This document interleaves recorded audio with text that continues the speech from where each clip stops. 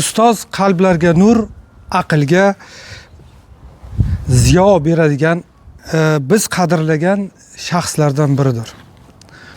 Assalomu alaykum hurmatli obunachilar, hurmatli Les Passionnés de la langue française kanalining aziz muxlislari. Bugun biz Qashqadaryo viloyatining uzoq tumanlardan biri bo'lgan Mirishkor tumaniga tashrif buyurdik.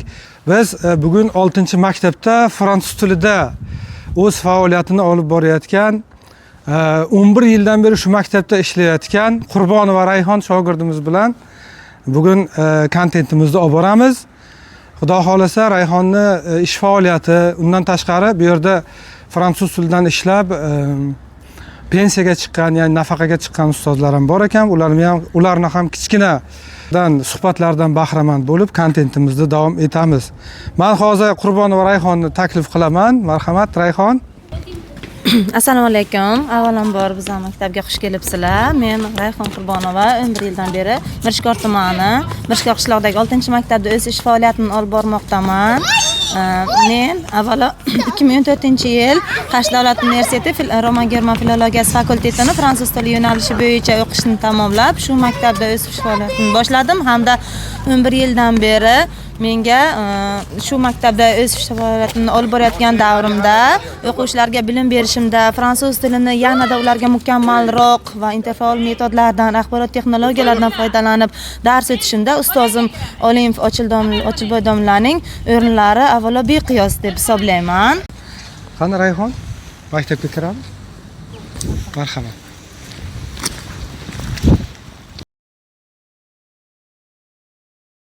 Hurmatli obunachilar, mana Qurbonova Rayhonning ayrim o'quvchilari bilan fransuz tilida bir qisqacha suhbat olib boramiz.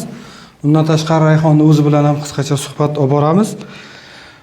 Rayhon, umuman maktabda fransuz tilidan olimpiadaga qatnashgan o'quvchilar bormi?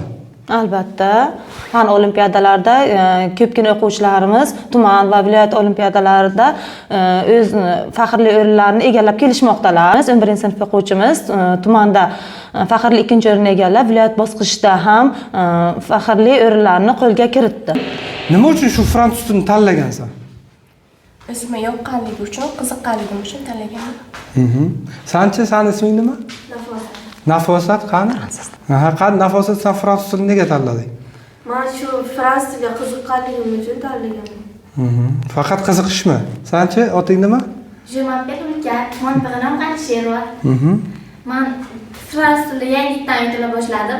Biz 9 yil davomida nemis tilini o'rganganmiz. Shu yildan ikkinchi xorijiy til sifatida qo'shildi. Keyin bu tilga qiziqishim yanada ortdi. Fransuz tili dunyodagi eng go'zal til bo'lganligi sababli uni o'zgacha bir dunyosi bor desa ham bo'ladi. Yaxshi, Munisa, sen mana olimpiadadan birinchimi?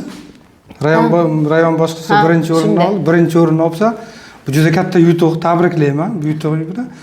Xo'sh, Fransiyada qanaqa yodgorliklar bor? Biz ko'rishimiz kerak bo'lgan. Ko'pchilik orzu. Eyfel minorasi bor. Yana nima bor? Fransiya simboli. Yana nima bor? Yana nima bor? Xo'rozi bo'lgan. G'ururlik Ramzan. Yaxshi. Qani Munisa, shu fransuz tilini tanlaganingning asosiy sababi nima? Fransuz tili tanlaganim asosiy sababi Rayhon ustozimning sharofatlari bilan olimpiadalarda ko'plab yutuqlarga erishmoqdaman. Menga fransuz tili madaniyati, muhiti juda ham yoqadi. Kelajakda tarjimon bo'lmoqchiman va Fransiyaga sayohatlar qilib, uni madaniyati, muhitini yanada ko'proq o'rganmoqchiman. Nafosat qizimizga berib mikrofonni. Nafosat, seni fransuz tilini tanlashingdan sabab nima? Men bu fransuz tilini 7 yildan beri mukammal o'rganib kelmoqdaman. Men bu tilni o'rganib kelajakda Shveysariyaga safar qilmoqchiman. U yerning menga tog'lari, tog' zonasi, tabiatlari yoqadi. Men u yerga borib Lausanne universitetida Lozanna universitetida o'qiyman. Malades, zo'r, barakalla. Juda ham yaxshi. Bu fransuz tilini o'qiyotganlarning ichida Shveysariyani gapiradiganlar juda kamdan kam, lekin Shveysariyada fransuz tili rasmiy til hisoblanishini ko'pchilik bilmaydi. Barakalla Nafosat. Qani Hulkar? Sen fransuz tilini tanlashingdan sabab nima ekan? Meni fransuz tilini tanlashimdan sabab bu ustozimning nimalari, ishonchlari deb biladi. Men 9 yil davomida o'zi nemis tilini o'rganganman. Bizga 10-sinfdan fransuz tili ikkinchi xorijiy til sifatida qo'shildi. Men fransuz tilini o'rganib, Belgiya davlatiga sayohat qilmoqchiman.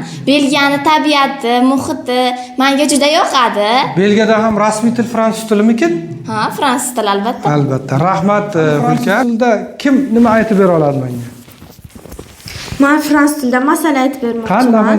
Le corbeau et le renard degan masalda mettre corbeau sur un arbre perché, tenant ensemble avec un fromage, mettre renard par l'odeur alléchée, lui d'une peu près ce langage.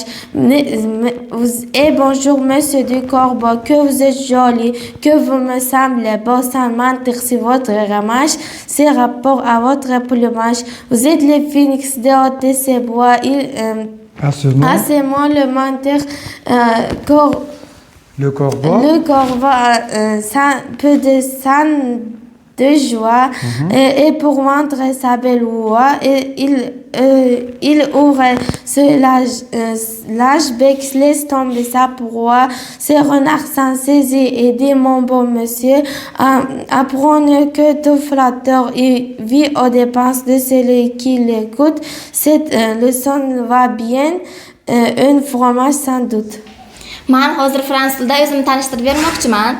Je m'appelle Hulkar, mon prénom G'anisherova, j'ai 16 ans, je suis élève. Rahmat qizlarim sizlarga. Xo'sh, mana domlalaringga ham katta rahmat. Sizlardek shogirdlarni yetishtirayotganligi uchun omon bo'linglar, o'qish va ishlaringga omad. Bon chance et bon succès. Au revoir. Au revoir. Obunachilar, Rayhonni yonidagi kishi domlamiz Olim Ochilboy domlamiz o'tiribdilar. Bu kishi nafaqaga chiqqan ekanlar. Fransuz tilini Toshkentda o'rganib, ya'ni Toshkentda chet tillar institutida o'qib, mana shu maktabda 44 yil fransuz tilida dars bergan ekanlar. Qisqacha o'zingiz haqida gapirib bering. Assalomu alaykum hurmatli domlalar, ustozlar. Mana bugun o'z faoliyatim haqida gapirsam, men 1981-yilda shu Toshkent davlat chet tillar Frederick Engels nomida edi paytlar. Frederick Engels nomidagi Toshkent davlat chet tillar institutini tamomlaganman. Shundan keyin Mirishkor tumanidagi Qashqadaryo viloyatining Mirishkor tumanidagi 2-maktabga fransuz tili o'qituvchisi bo'lib ishga keldim. Marhamat.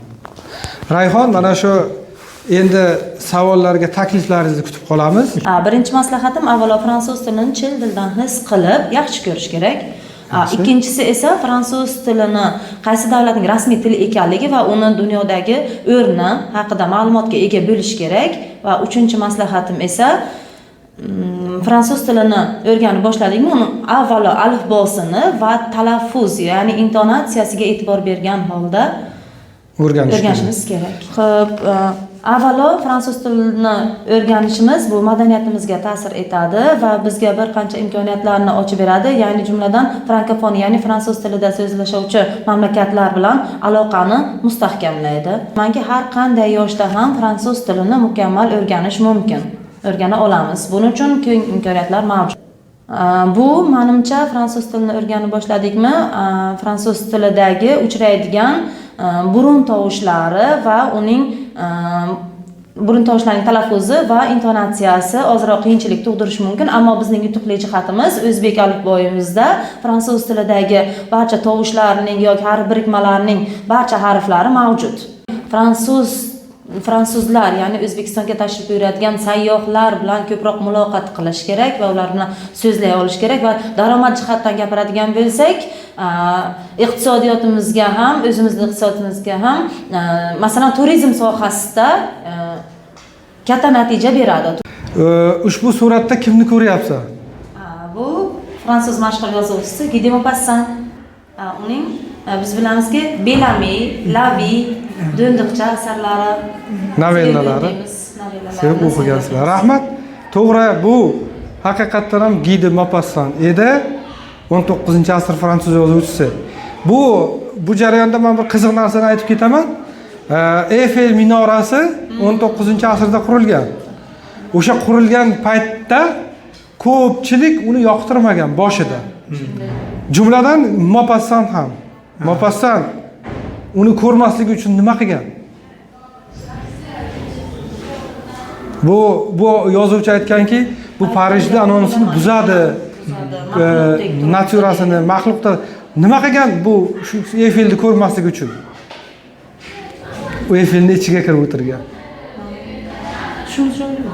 Ana shu yozuvchi Eyfel minorasining ichiga kirib o'tirgan Eyfelni ko'rmaslik uchun. Rahmat javoblaringiz uchun. Domla, ikkalalaringizni ham faoliyatlaringizga muvaffaqiyat tilayman. Shu tilda rivojlantirish yo'lida qilayotgan ishlaringizga omadlar tilayman. Shogirdlaringiz bundan-da ko'payaversin. Rahmat. Rayhon sertifikatlarni nafaqat B2, balkim C1 va undan yuqorilarini nasib qilsin. Xudo xolasa keyingi dasturlarimizda uchrashguncha omon bo'lasiz. Rahmat.